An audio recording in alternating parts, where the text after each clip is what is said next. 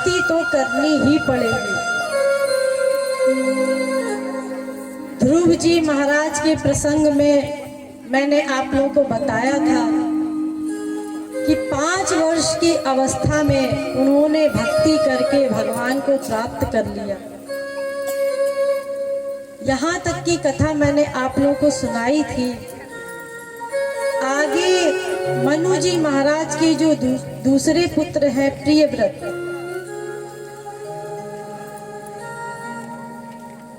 प्रियव्रत महाराज की कथा हम आप लोगों को श्रवण कराएंगे। देखिए, ऐसे महान राजा हुए प्रियव्रत कि उन्होंने पहले पृथ्वी एक रूप में थी, फिर उन्होंने पृथ्वी के भाग किए, खंड किए,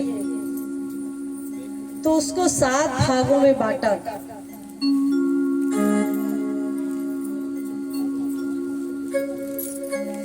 सात द्वीप हो गए। 7 द्वीप के पहले राजा हुए आग्निध्र। आग्निध्र के हुए नाभि, और नाभि के हुए ऋषभ भगवान, जिन्होंने परमहंसावस्था को बताया है कि परमहंसावस्था की क्या स्थिति होती है। उनका विवाह हुआ, 100 पुत्र हुए, 81 पुत्र कर्मकांडी हो गए, 9 पुत्र राजा हो गए और 9 योगीश्वर हो गए, और एक पुत्र जिनका नाम भरत, उन्होंने राज्य संभाला। सबसे बड़े पुत्र भरत थे। उन्हीं भरत के नाम पर हमारे देश का नाम भारतवर्ष पड़ा। पहले हमारे देश का नाम था अजनाभ वर्ष, लेकिन जो ऋषभ भगवान के पुत्र हैं भरत, उन्हीं के नाम पर हमारे देश का नाम भारतवर्ष पड़ा। ऋषभ भगवान ने संसार का त्याग किया, परमहंसावस्था में रहने लगे दिगंबर, और उनकी ऐसी अवस्था हुई कि उनके वस्त्र सब छूट गए। तो जैन धर्म वालों की क्या स्थिति होती है, उनका क्या धर्म होता है, उसको उन्होंने बताया ऋषभ भगवान ने। तो उनके जो पुत्र थे भरत जी महाराज, तो भरत जी महाराज ने सारे राजपाट को छोड़ करके भगवान की भक्ति करने के लिए आश्रम में रहने लगे। भक्ति योग उनको प्राप्त हो गया था। एक बार गंडकी नदी में स्नान कर रहे थे। देखिए, ध्यान से सुनिए, कितनी ऊंची अवस्था में आने के पश्चात भी हमारा कैसे पतन हो जाता है। भगवत प्राप्ति के 1/100 सेकंड पूर्व भी हम ये अहंकार ना करें कि नहीं, हम तो बहुत बड़े भक्त हो गए, अब हमारा कुछ नहीं बिगड़ सकता। छोटे से कुसंग से भी भगवत प्राप्ति के 1 क्षण पूर्व भी हमारा नुकसान हो सकता है। थोड़ा सा भी अगर कुसंग मिल जाए। उनको भक्ति योग प्राप्त हो गया था, शरीर में कंपन होता था, आंखों से अश्रु प्रवाहित होते रहते थे भगवान की भक्ति में। लेकिन एक बार जब वो गंडकी नदी में स्नान कर रहे थे और सूर्य को जल दे रहे थे, उसी समय एक गर्भिणी हिरनी थी, वो शेर की गर्जना से दौड़ी और उस नदी में छलांग लगाई, तो उसका बच्चा उस नदी में गिर गया। और जब वो गिर गया तो वो पानी में बहने लगा। भरत जी को दया आ गई। दया कोई खराब चीज नहीं है, दया तो बहुत अच्छी चीज है। उनको दया आ गई, वो उस हिरण के बच्चे को अपने साथ ले आए, अपने आश्रम में। साथ लाने के पश्चात वो उसकी इतनी सेवा किया करते थे, इतनी सेवा किया करते थे कि वो दया आसक्ति में बदल गई। जो उन्होंने हिरण पर दया की थी, वो दया उनकी आसक्ति में बदल गई और उनकी भगवत भक्ति छूट गई। निरंतर उसी का चिंतन किया करते थे, उसी की सेवा किया करते थे। उसको अपने साथ बैठा के खिलाना, अपने साथ सुलाना। आप लोग भी अपने घर में डॉगी कुत्ते पालते हैं, अपने बिस्तर पे बिठा लेते हैं, अपने साथ खिलाने लगते हैं। ठीक है, जानवरों की सेवा करना गलत नहीं है, लेकिन निरंतर उसी का चिंतन करते रहना, निरंतर उसी का ही चिंतन, उसी में लिप्त रहना, ये गलत है। उसी में आसक्ति होना ये गलत है। तो वो उसी का ही चिंतन किया करते थे, निरंतर उसी की सेवा में लगे रहते थे।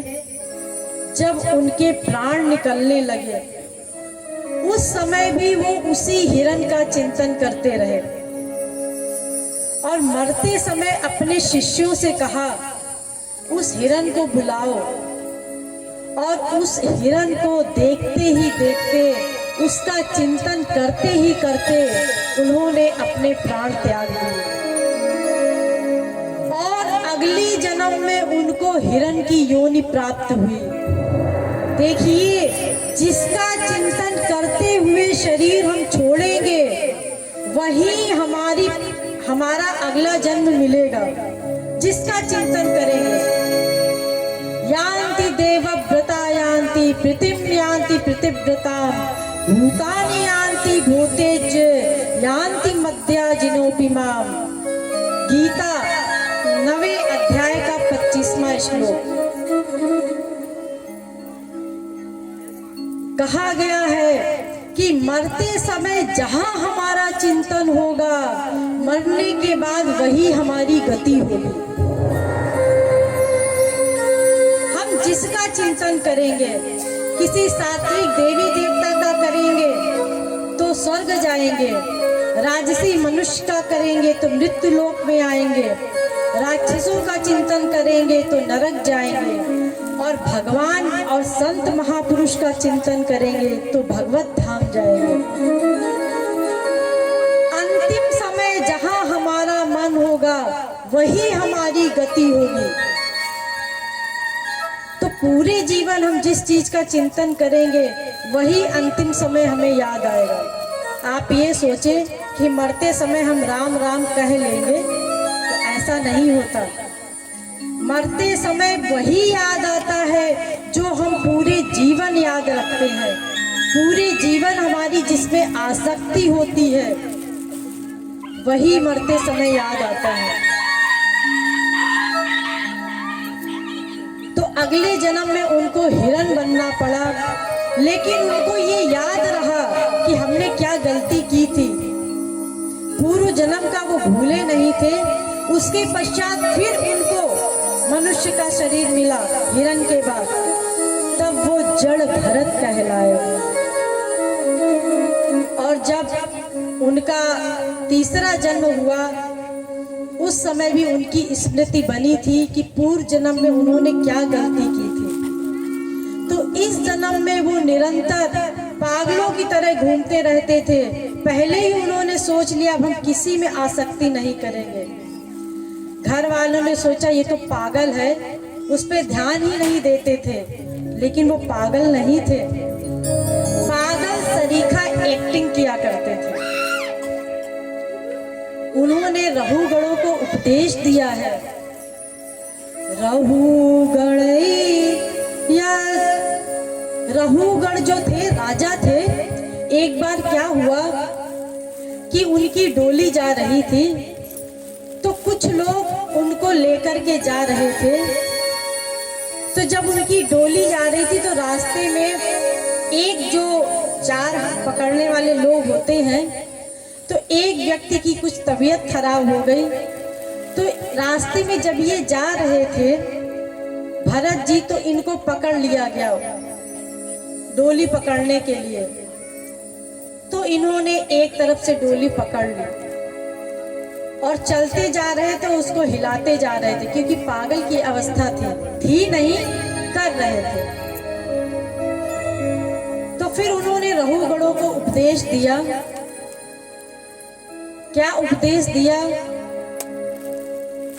रहुगणै तपसा नयाति नाचे जया निर्वपणाम रहत्वा।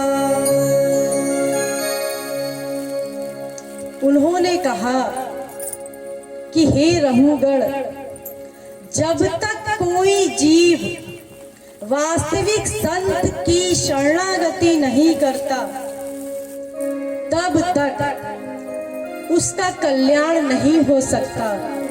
जब तक वो उनके चरणों की धूलि मस्तक पर नहीं लगाता, उससे स्नान नहीं करता, तब तक उसका कल्याण नहीं हो सकता। चरण धूलि से